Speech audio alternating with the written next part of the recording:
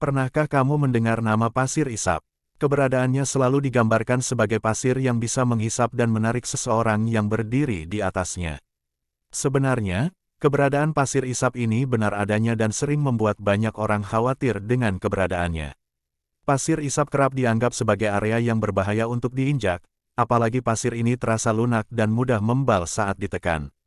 Namun, kamu bisa menyimak fakta berikut ini seputar pasir isap agar tak sampai keliru lagi dalam mengenal keberadaannya.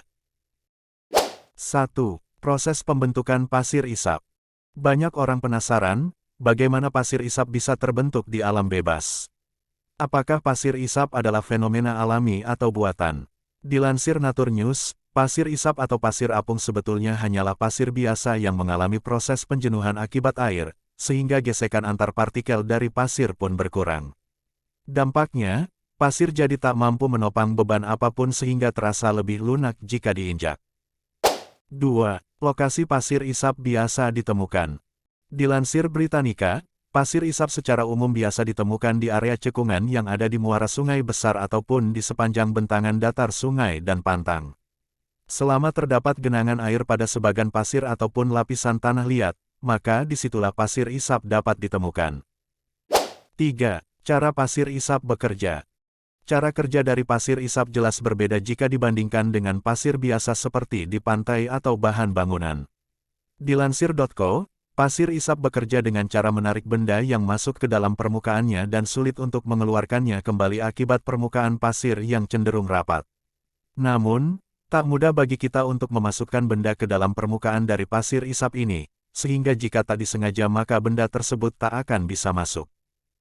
4. Pasir isap bukanlah satu-satunya penyebab bahaya. Banyak orang yang sudah terlanjur khawatir dengan keberadaan pasir isap, sebab dianggap berbahaya dan dapat menimbulkan hal-hal yang tak diinginkan.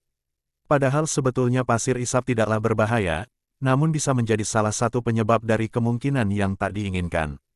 Dilansir Newsweek, sebetulnya kedalaman dari pasir isap hanyalah beberapa kaki saja, sehingga keberadaan pasir ini tak terlalu berbahaya.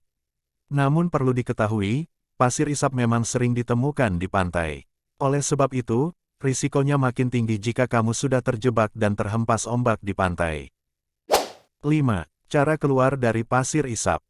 Untuk keluar dari pasir isap tidaklah sulit, namun kamu harus tenang dalam melakukannya.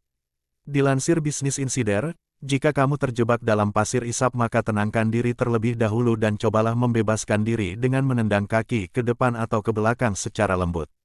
Pergerakan kaki sebetulnya menjadi upaya untuk melonggarkan pasir yang padat di sekitar kaki, sehingga kemungkinan untuk bebas secara perlahan pun jadi lebih besar.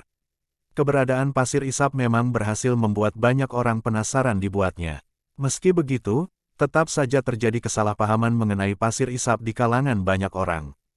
Namun, tetap berhati-hati saat berada di sekitar pasir isap ya. Demikian video ini, semoga bermanfaat dan terima kasih telah menonton.